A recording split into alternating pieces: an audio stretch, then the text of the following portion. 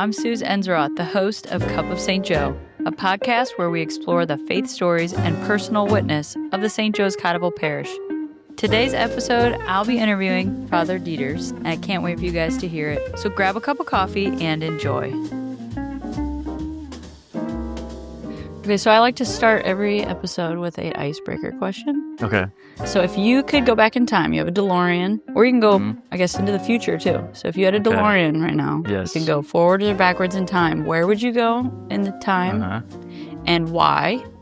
And I thought about eliminating the time of Jesus because I feel like that's the obvious answer for a priest to say. Yeah. Like go back when Jesus was, doing his ministry. So I'm going to, just for the sake of this, we can't go back to that time. Okay. So where would you go in history and why?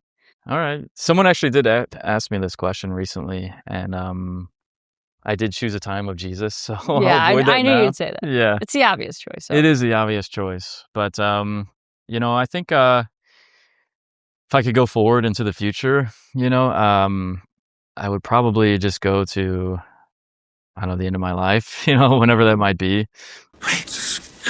And see how it is that I go, and if there's anybody there with me, or is there people praying, whatever.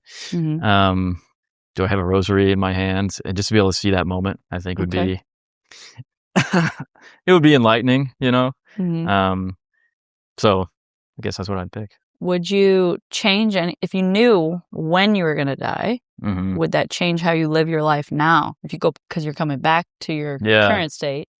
I think it would definitely change. If I find out I'm dying next week, obviously I'm going to see things a little bit different. I think it would be it's probably for good reason that we don't know, like, Jesus seems to say, like, live every day as if it could be the last day. It's true. Like the apostles are like, thinking, what, is it going to be soon that you'll return? And they think maybe in their own lifetimes. And he doesn't discourage that, I think. So to try to live that way, I think is good. Whereas if I know, okay, I've got another 50 years, 60 years, maybe I would not have the sense of urgency. So it's probably good to not know. Yeah, it would be kind of unique to know. Like, it would be nice, but at the same time, it's kind of like, but then you'd be stressed, like, did I live today the fullest that I could possibly live? But I don't know. Personally, I don't know if I would want to know because I would stress about it. But that's me. Yeah. Like, I think I would be stressed if I knew when I was going to die. Have you ever seen the movie Big Fish? There's a movie Big Fish. I have, but it's been a really long time. Yeah, this kid, he encounters this, like, witch, I guess. And she, like, asks him if he wants to know when and how he's going to die. And so he knows. So he learns it. And it ends up giving him a lot of courage, so he enters because he's like, this is not how I die. This ain't how I go. Okay. So he goes through all these, like, kind of dangerous things. That's true. I guess if you knew I'm not going to die in this situation because I know when I'm going to die, then you'd be able to do more things that are courageous, or jump off a building. Yeah, jump off a building. I'm not going to die. Yeah. Okay, that's a good answer. I would not have thought that you would have gone forward. I would have thought you would have gone backwards. Yeah, well, if I could go to the time of Christ, I would have gone backwards. Well, but, everyone would say. I'm not sure if there's anything else I could go. I mean, you can go to the history of the church, or medieval period, and see any these saints and things. Yeah. Okay. So we'll go ahead and get started with the interview. So start with your full name. Okay. Your age, and then where you grew up, and then tell us about your family life growing up. So my full name is Father Joshua Stephen Deters. Stephen named after my father, Stephen Deters. And I grew up about like a 5-minute drive away from here at the parish. So really, if you just go down N towards K, right, a subdivision right down that way. So I grew up until like 3rd grade. I was in, so it's called Morgan Oaks. It's right across from Cottle Village now, like where Cottle Village is, like directly across N. Yes. That subdivision. And then we moved to another home that connects to that subdivision in Avondale Heights subdivision. Yes. So real close by, which, I didn't realize that I'd be sent right back to where I came from as a priest. But it's been nice, so I know the area, like I know all the roads and things. Yeah. So from really close by here, my family life growing up was So my parents separated shortly after my birth, and so my dad actually lived like in Old Town, closer to Old Town St. Charles, like right off Elm by 370. So I would go back and forth growing up, and my mom was Protestant, and my dad Catholic. So I would go to mass every other week because I'd be with my dad every other weekend. So I'd go to mass every other week, and then I would go to a Protestant service every other week, and my mom kind of bounced around a little bit. Which Catholic church did you go down? Somewhere near Elm? Barmayo, St. Charles Barmayo. Okay. And yeah, just kind of typical, like love playing sports, soccer, video games, hanging out with my friends. And I went to public school. I went to Fort Zumwalt West High School. Oh, nice. And the Fort Zumwalt District for grade school. How would you say your faith formation was when you were younger, like the grade school age? Because you were bouncing back and forth, Protestant, Catholic. Yeah. What kind of things did you see difference-wise from going to the Catholic versus the Protestant, and like how did that form you in your faith life? I think that you know, so St. Charles Barmayo is a beautiful church, nice church there, and it was very different. You know, my experiences were very different, and I always had a lot of questions. And I would kind of, for whatever reason, maybe just temperamentally or because of the situation, I was very argumentative with my folks and about religion and like politics and stuff, and their disagreements. So I was kind of questioning them a lot about it, but I didn't have much of like a formal faith education. I didn't go to youth groups. I didn't do like PSR. So, I mean, I learned like I would pray with my, you know, especially my dad would like lead me in prayers like at night, you know, before I went to sleep. So I had some foundation, you know, maybe more than I realized until much later in life. So there was a foundation there in Christianity, but I had very little understanding of, you know, like the divinity of Christ, what that means. I just knew that the two were different, and it seemed to me like the Catholic faith was a little more serious. And you know, I know some great Protestants, and the Protestant church did a lot for me, especially in college. But it seemed like, especially like priests being celibate, you know, I'm like, these guys have given their lives up for this. And yeah, it just seemed to me in general to be a little bit more deep and serious. So I kind of had a desire for Catholicism, but it wasn't, mostly I just wanted to like not go to church and hang out with my friends and play sports and things. As many of us did when we were young. Yeah, right. Yeah, like going to mass, it's, you know, an hour in mass seemed like an eternity. Right. I hated it. So, yeah, so not a ton of formation. And as soon as like my parents stopped forcing me to go, which is, you know, early teen years, I was ready to not go to church at that point. So when would you say that you kind of fell into your faith or your love of your faith? It started in college. So went to Missouri State, as we were talking about earlier. Go Bears. And yeah, so my first so I joined a fraternity, and I didn't really, I went to college not really knowing what I wanted to do with my life. You know, it was just like, college is the thing that you do. Right. You know, you're figuring it out as you're going through it. That's what they, you know, it was like just assumed that everyone go to college, you know, which, you know, is not the smartest thing, but I was like, well, I'll just go to some place. It's a very expensive thing. Yeah, it is, to just kind of aimlessly go and, you know, spend money. But I was there, so I was at Missouri State, and I joined a fraternity my first semester, and through that, I got to know a lot of people, and just started to live a life of, you know, going out late and sleeping through classes, and you know, just kind of directionless, I would say. And didn't have a strong sense of purpose, other than just wanting to like have fun and hang out with people and meet people. What was your degree? What were you trying to get your degree in? I really didn't know. I was like undecided, and then it was like general business. and then a bunch of things. I was kind of exploring, but nothing really ever seemed to really catch me as like, this is what you're called to. I think I had some sense of wanting to do something special, something great at the time, but not really understanding what that was. And I really lacked a lot of self-discipline too. So by the time I reached my third year, I was kind of getting tired of the same old, what was for me my first couple years so exciting and new and thrilling, kind of it got a little bit old, just like going out all the time and wasn't fulfilling anything. It was not fulfilling, and I wasn't finding that satisfaction that I was longing for.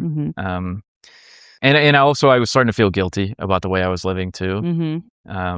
So that was kind of building up, and just these deeper questions about, why am I even here? What's even the goal of my life? These kind of existential questions were settling in a pretty profound way. So I was wrestling, and it was like, I didn't know many people that really believed in Christianity. Like, if they did, they didn't talk about it. They didn't like make it known. We were all just kind of like aimless, or, some people were pretty like, this is the degree I want to get. This is the job I want to have, whatever. But it all seemed kind of like empty. It's like, why do you want this job? Who cares about these things? So I had these kind of existential questions, and, wondering about my calling in life, and also guilt about the way I was living. So, in my third year, I was at, we called them exchanges, Oh yeah, so I you did remember those days. Yeah. So I might it was even like, been to one of yours. yeah, you might have been at one. So this Yeah. was one with this sorority, Sigma Kappa. Okay. Yeah. And so we were at this bar and just getting to know. And I met this girl there who said that, I don't remember exactly how the conversation went down, but she just kept talking about her love for Jesus. And she was there to try to like bring people into her church for sure. But I was interested. Props to her for like in that setting. Yeah. Bringing up Jesus. Yeah. Yeah, definitely. Evangelical kind of church. So, that's like they're good about being like, we're on mission. That's what they're about. So, I was talking to her. I was in a place where I really needed a change of scenery, and for me to meet someone who actually like seemed like had these strong convictions about her faith. And I was aware that, there were people out there that were Christian and really believed and practiced. And it seemed to me that there was a certain goodness about them, but I hadn't really had that encounter, that like one-on-one encounter with someone and having someone invite me. So we met, and I was like, I need to like get involved with your church group, and so she like sent me back with a Bible verse, which was St. Paul from his letter to the Ephesians, Ephesians chapter 2. And I don't remember like word for word, but it was something about St. Paul says like, we all once followed the ways of the ruler of the air, or something like that, talking about the devil. It's like, we all once followed our flesh and the ruler of the spirit of the world. But that was before we were set free by Christ. And so I read that, she sent me that, and I was like, this is, I'm wanting to be set free. I'm wanting to have a change. Right. And I kind of was at the point where I felt that wasn't possible. I just kind of thought that you are how you are, and that's just, you're probably not going to be able to change much. And like, just to take one example, I smoked cigarettes, and I like wanted to quit. It was expensive, and for various reasons, I was like trying to I just couldn't do it. Right. I was like, I kind of realized my own powerlessness through that attempt, just that small thing. So I was like, okay, I want to be set free from these things, and so I was given a lot of hope, and I'm like, let's try this Christianity thing out a little bit. And I met a whole group of college students that were, they were striving to practice their faith, and know Christ and have good community that's centered on Christ. So I started to get in a little bit, and to start to go to church service on Sundays. This Was place this a campus ministry, or was this outside of the school? So the campus ministry was called the Vine. I remember that. Yeah. Yeah, it was called the Vine, and it was connected with a church called Second Baptist. Okay. So yeah, so I'd go to church at Second Baptist on Sundays, and then they would do something during the week. And I was trying to hang out with these Christians, but would you have called yourself a Christian at this point, or are you just kind of like seeking, like you weren't sure exactly what you believed, did you think you had a relationship with Jesus, you're just still searching? I did not have a relationship with Jesus beforehand. Okay. I mean, at least, yeah, like I didn't understand Jesus, like heard about him, right? And like I had like my dad had given me some like a cross necklace, or like I had this little carving of the face of Jesus, and I always loved it, but so I mean, it wasn't that there was nothing there, but I didn't understand much. I didn't pray or anything. And you had gotten all your sacraments? Just baptism. Just baptism. Yeah, I had just been baptized, Catholic. Right. So I started going to this church, and so very quickly, I kind of told them that I felt a lot of guilt about the way I was living, and they were great. They said, well, Jesus came so that your sins could be forgiven. You don't have to carry around this guilt. So it's kind of really a beginning of a process of conversion and healing. However, I was still like, most of the students there, like some of them had kind of had this conversion experience and were starting. Most of them there, though, had grown up like going to church and like being invested in the faith. So I was bringing a lot of baggage in, and a lot of bad habits, and a lot of, you can't just change and, right. You can have great, powerful experiences, but it's hard to totally change your habits. So it was tough for me to really be totally sold out for Christianity, even though I would like claim, yeah, I'm Christian now, I'm wanting to follow Christ, but I just it's hard to, yeah, it's a lifestyle change, yeah, it's hard to totally change that. I mean, I stopped hanging out with my fraternity friends for the most part, so it was kind of like searching in the beginning of healing, but also at the same time I had these questions, the same questions that I'd had as a kid about the difference between Catholicism and Protestant. And these questions started emerging, and they would have taught like this sort of, you have to give yourself over to Christ. You say this prayer and then you're saved. And so I started thinking, well, what about my family that's Catholic? Have they done this? They don't always seem to be super on fire for it. Are they saved? What about these guys? Are they going to hell? If they don't do this, in fact, at one point, I was in my fraternity house, and I was like, "You guys need to like give your lives over to Jesus, because you need to be saved." And but I didn't. How did totally they receive understand that when you said that to them? I mean, they didn't really change much. It was. I mean, for them, they were confused. Like, I'm starting to go through this faith thing. I'm trying to be different, but they know me as this other guy. So yeah, it was kind of a tricky time. And but I think those questions about Catholicism prevented me from get, so the church told me to get baptized again, so I got baptized a second time, like not, I wouldn't have done anything, but I did that, and I would talk to my dad, and he's like, well, you were already baptized, you don't need to be baptized again. Well, isn't that because like they kind of look at it as almost like a confirmation baptism, because they're saying an outward like, I accept this, versus a sacramental way? They don't think that the baptism actually causes the grace in your soul. They think it's like, hey, you've had this conversion, let's make this external statement of your faith. Yeah. So I did. I mean, I was like they had this baptismal font like up in the like here, if here's like the front of church, it's like up there, so you got to go upstairs, and everyone can see you, and you're on all these TVs and things. Oh, wow. Yeah, it was kind of bizarre. Celebrity. And then everyone after church was like, and they were great. They were like, yeah, great job, all these people. But I was confused. I'm like, I don't really totally understand what I just did, or Yeah, so there was a lot going on within me, questions, and but I could tell that there was something better for sure that I was getting myself into.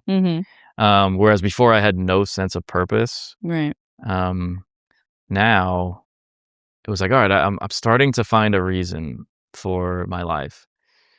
And the Baptist group, which was, pretty evangelical, their reason is like, I need to go win souls and like convert people and get people saved. So I'm like, all right, here's a mission that I have, but still kind of struggling, wrestling, whatever. So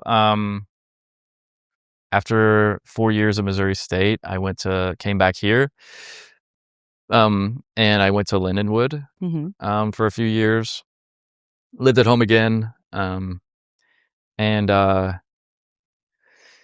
yeah, towards the end of my time there, I mean, there's kind of a lot going on within me and what's happening in my life. But towards the end of my time there, my dad invited me to a Catholic men's conference. They do these conferences. What was the name of it? Do you remember? Catholic Men for Christ, I think. I've heard of those. Yeah. So it was huge there. And so I go there, and there's like 1,000 guys or so, and they had these priests. They had a couple priests give talks, and these different speakers give talks, and they talked about the Eucharist, and especially about Mary, and it was kind of like basic catechesis stuff, but they really like hammered it home. And at that point, so this was February 2014, February 1st, I think. So I had just a girl I was dating at the time, and I just broke up like the night beforehand. It was like, this ain't working out. And I had been dating her for like a couple years. So that morning part of the reason why we broke up was because like she said she would never want to be Christian. And I was continuing to feel this pull, like I think there's something more there, and I even started going to mass. Like I brought this girl to mass a couple times. I'm like, we should go check out this church. And it was here at St. Joe's. Oh, wow. We just were like in the back, I think we left right after communion because neither of us received communion because we hadn't had first communion. But it was like something was like stirring within me. So I ended that relationship, not really knowing what my path was. But the very next morning I was at this conference my dad had invited me to. So like the soil was really good. I've been wrestling like my whole life with these questions, started to find some answers in the scripture, wasn't totally understanding of things. And then I was about to graduate college, and I was just like open. The world was like open to me.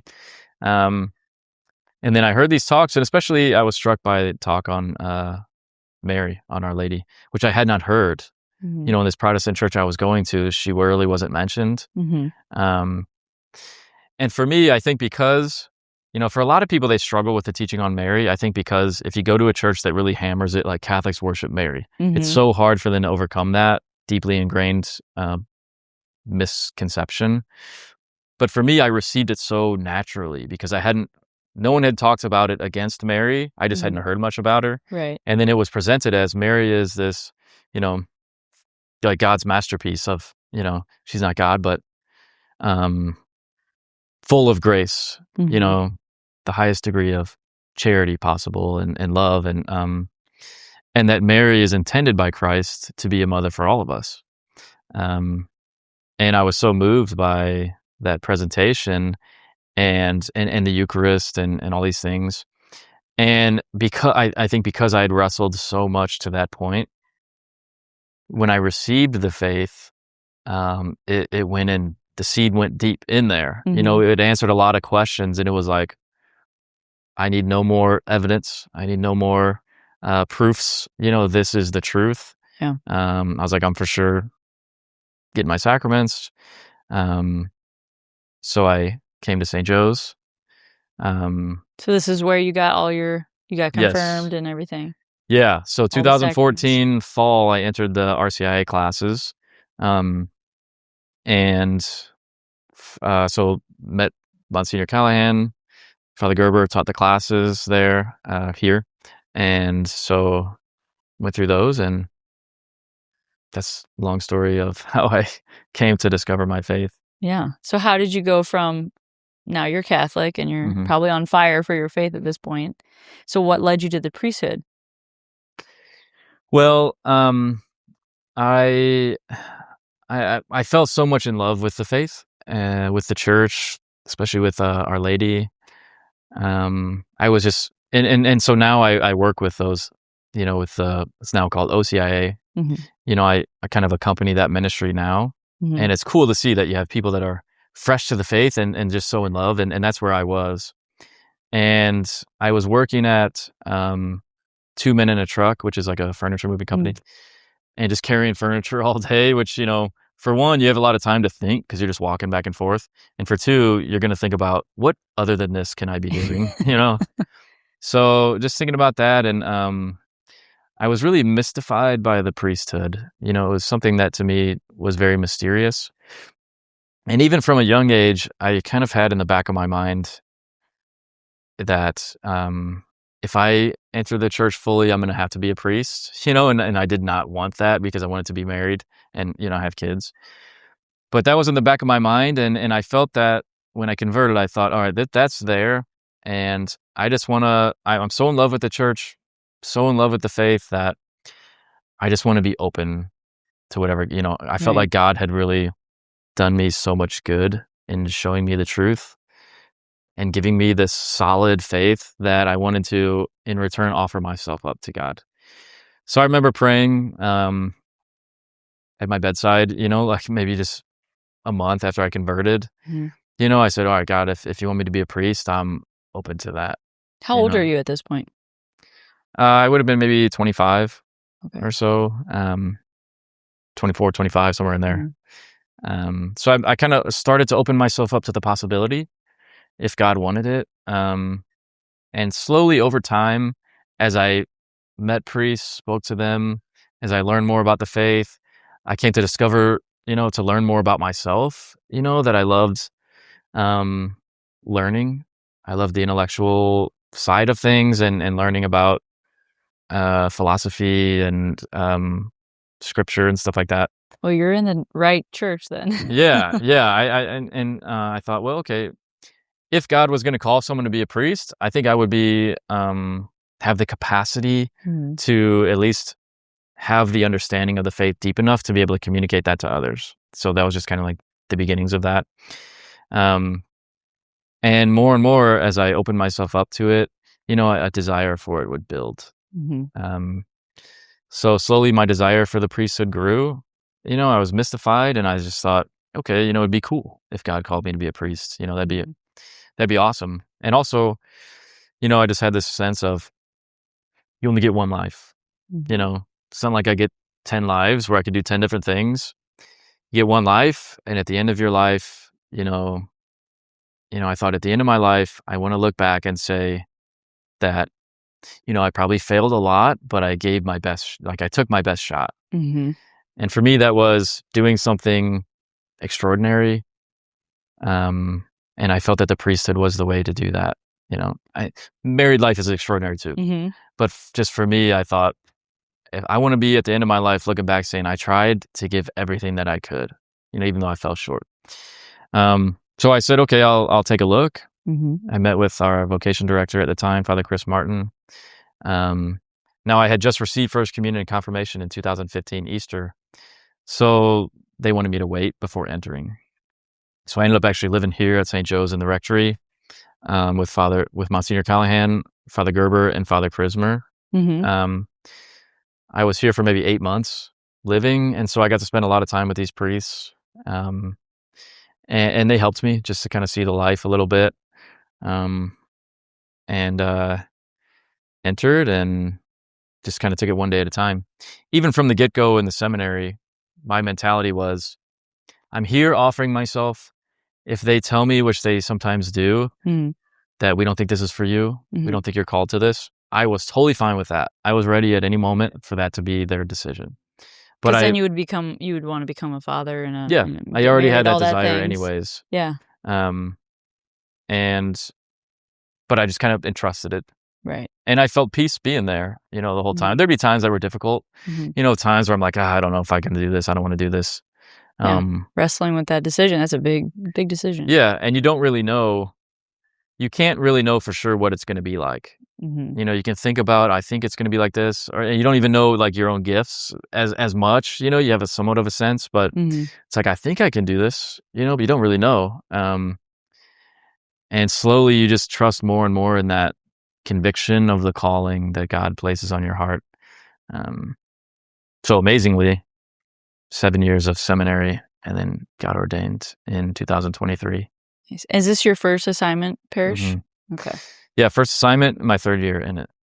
So it's been great. It's been an amazing place to be a priest for the first time, because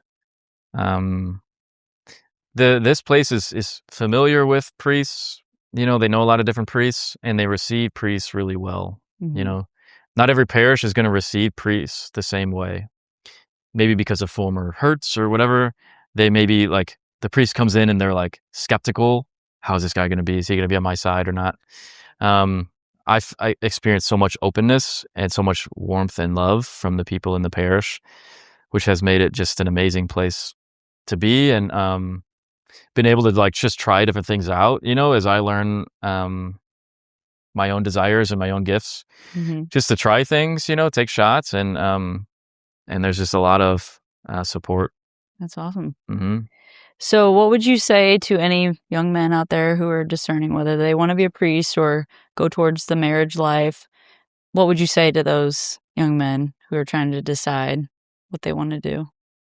Yeah, I think, you know, for the priesthood, for someone discerning the priesthood, you know, first, you know, a good principle of discernment is your own desires. You know, is there some sort of a desire, you know, whatever that might look like. Now, that has to be purified and matured as you go through the seminary. But do you have even a little bit of a desire for it? Okay, then, you know, just be open to checking it out. There's nothing greater that can happen to someone, to a man, than that he become a priest. You know, the priesthood is for eternity. And it's a very serious thing. It's a very serious thing to be asked by Christ to be a priest. It's not to be taken lightly, and it's not to be ignored or rejected. But if Jesus is placing that on your heart, he's doing so for a reason, according to his wisdom and his own desire, and he's going to help. He's going to give you the requisite formation and the tools to be able to live that life. And you want to trust in that too. So there can be a lot of doubts, because the desire for marriage and family life is natural. It's built into human nature. You know, it's there in the garden. It's there from the very beginning. Marriage is essentially a component of what it means to be human. So the prospect of sacrificing that for something higher, there can be a lot of doubts as to, can I be satisfied in this? Can this be fulfilling for me?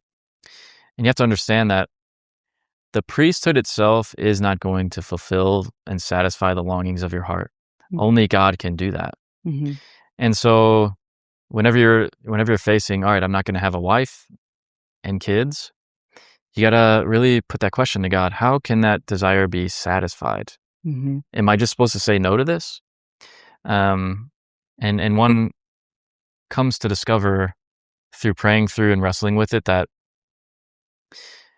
everything that you could find in family life has its source and origin in God, who is infinite. You know, he can't create anything greater than himself. He is the greatest. And so it's not that I just say no to that desire for the feminine that is in my heart. Rather, I seek that satisfaction in the very source. You know, so I'm going straight to the source, the infinite one, the one who is all good and all loving. And that's where I need to be. I need to be resting in that knowledge and that faith and that hope that God can satisfy the longings of my heart. Once one starts to see that, and to see the possibility for prayer, for deep prayer, and what that really means, then I think, you know, the celibate life, the priestly life, even, you know, religious life, the glory of that and the beauty of that starts to become apparent. Because the interior life is like, it's sort of like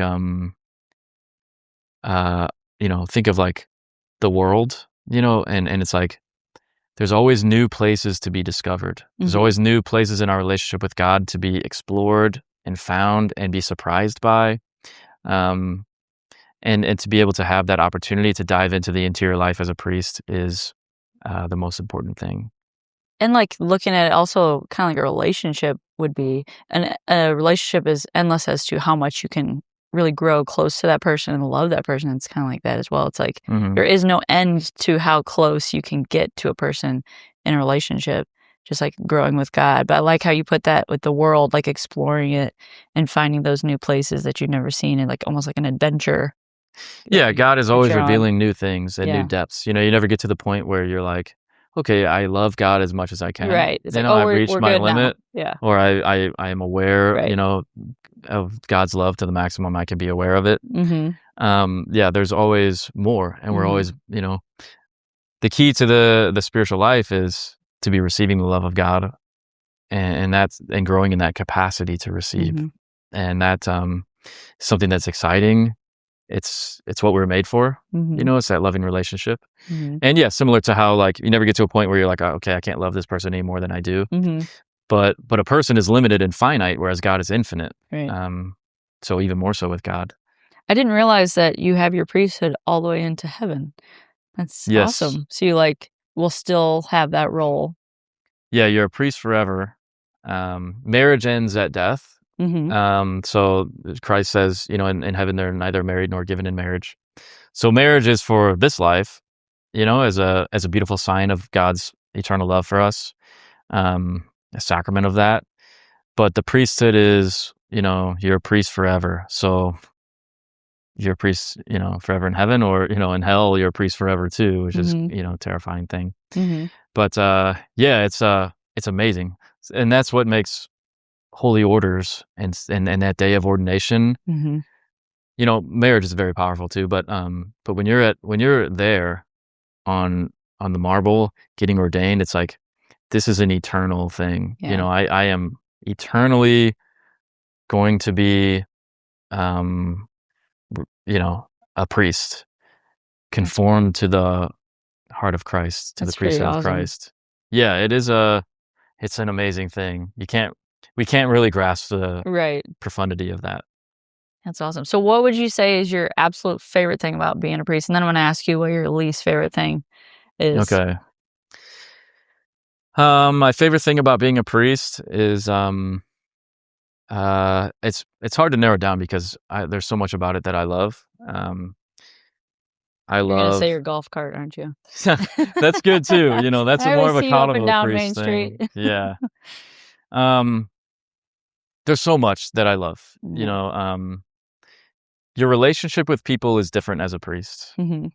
There's a certain deeper connection that you have as a priest with your people, Mhm. as like the spiritual father, that like once you're ordained, you just like feel it right away. Mhm. So you go to the school and there's a certain like trust, and there's a certain like this guy is a priest. It doesn't matter who I am, but it's like this is a priest and everything he represents.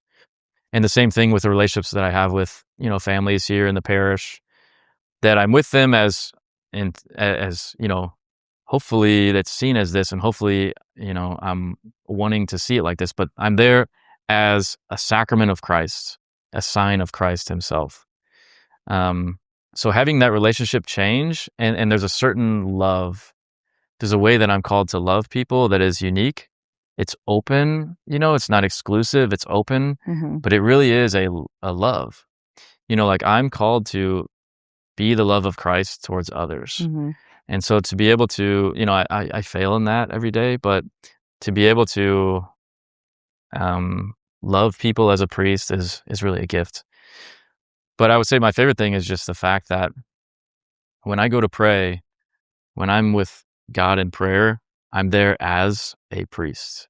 I'm with Mary as a priest, Mhm. and there's a uniqueness to the relationship that you have with Christ and with Mary as a priest. Mhm. That's a real privilege, and it's something that none of us is worthy of. Wow. It's amazing. I love that. Especially how you talk about Mary. Makes me like I feel that special connection with Mary. So when you talk about her, it feels like we have this oneness as Catholics. Like she is our mother. Like so that like bond that you and I have with the fact that we have this mother together. Like I know I like feel that with how you're speaking about her specifically. Okay, so what's your least favorite part about being a priest? Oh yeah, okay. Least favorite part. I think that well, I'm the type of person that I like to explore a little bit. Mm-hmm. I would love to see what it's like to live in like different parts of the world or just different parts of the United States. Mm-hmm. You know, I've committed myself to the Archdiocese of St. Louis, and I love the Archdiocese. I love being here, but by making that choice, you don't have the freedom to decide where you live anymore. Gotcha. And so there's been times where I'm like, man, I would love to move down to like Phoenix or somewhere warm. But we have opportunity to travel, and so I have some friends that I've traveled with. But yeah, you're committing yourself to one location, and you're foregoing the freedom to be able to decide. Even like within the Archdiocese, I can't be like, hey, this would be a good opportunity for ministry. I'm just going to go do that. Mm-hmm. I'm submitting myself to the Archbishop and where he wants me to go. Right. There's a freedom in not being able to make that decision, but sometimes you have this desire, man, I would love to go. That's human nature, Yeah. Get out there and see you the world. can relate these things to them and see if, maybe there's a possibility for that. But ultimately, you're giving that up. Right. Okay. So my final question is going to be a rapid fire questions. All right. So you just answer with one word. All right. So cat or dog? If it's a pug, okay. Sorry, you said one word. Well, go ahead and elaborate. Pugs. I kind of curious I'll of say what you're going to pugs. say. Only pugs? I have a ranking system. It goes pugs, bulldogs, all cats, every other dog, and then at the very bottom is lab. Oh, you thought of this. I have thought of this. The very bottom is lab? Lab is the worst. Oh, that's hilarious. All of them. That's what I have. You have a lab? They shed really bad. So I get why, there's other reasons to drool and stuff, but they're cute, cuddly, very lovable, but... People love them. And maybe that's why I don't love them. They're like too generic. Yeah. They're generic. Yeah. I feel like they're generic. Like, oh, classic, you got a lab like everybody else. Pug is the best, cutest dog out there. They're cute. They are cute. I don't know much about them, but they kind of snort, don't they? When they snort. They can barely breathe. It's hilarious when they... Yeah, I do like pugs. All right, so you have a ranking system. That's... Yeah. I thought you were just going to say one or the other. Like, all right, so if you could relive high school or college, which one would you relive? College 10 times. Yeah, high school was not that fun, but college was. I would do it very differently, of course. Nothing against Swartz West. Nothing against Swartz West. My sister teaches there. Yeah. My mom taught there when I was there. She? Yeah. What's your sister teaching? She teaches history. Okay. And my mom taught English and like creative writing and Shakespeare. Okay.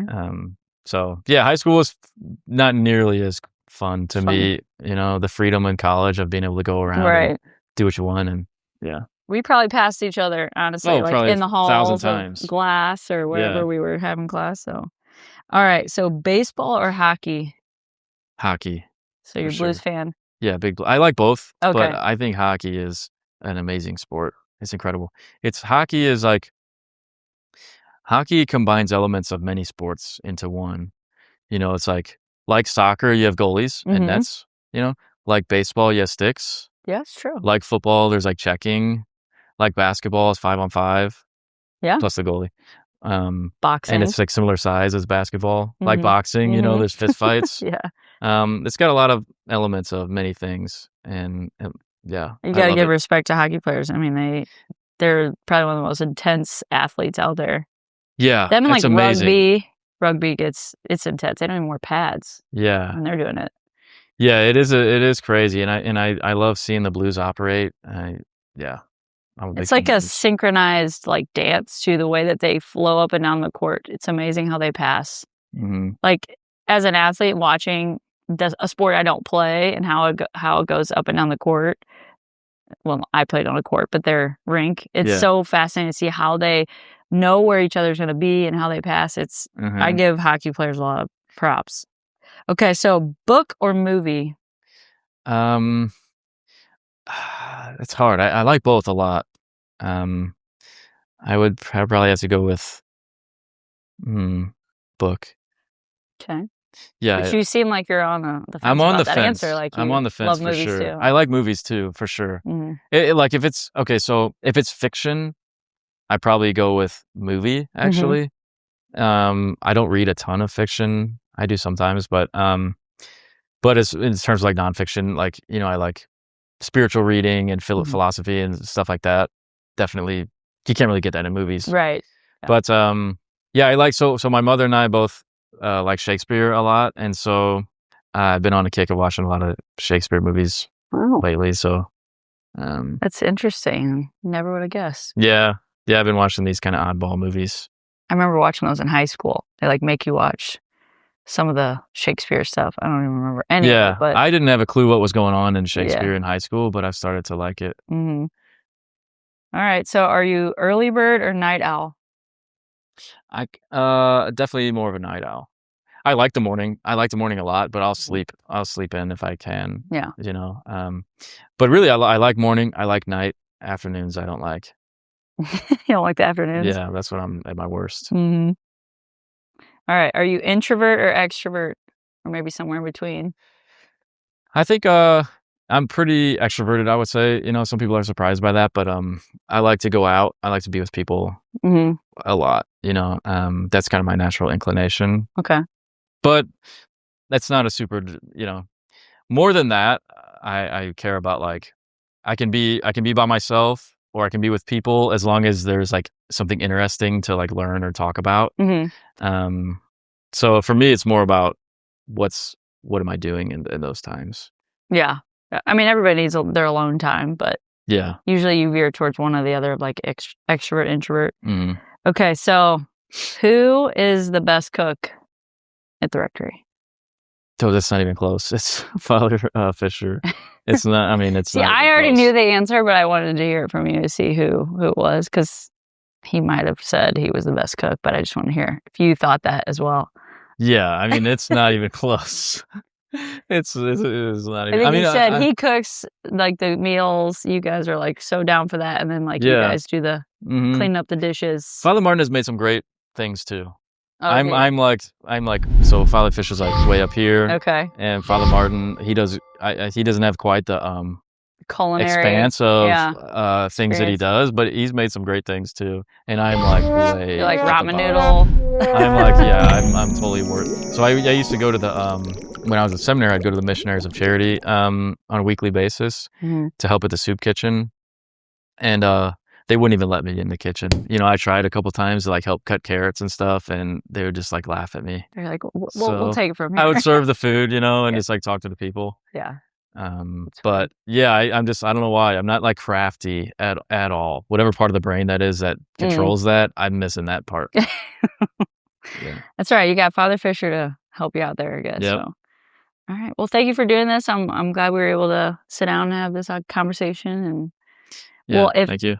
If people see this podcast, I hope they come up to you in church and bring up some topics that we talked about. Yeah. Maybe you said you wanted to learn golf, so if there's anybody that wants to give me free golf lessons, take you out and give you some golf lessons. So yeah. All right. Well, thank you very much. I appreciate it. Yep. My pleasure. Thank you.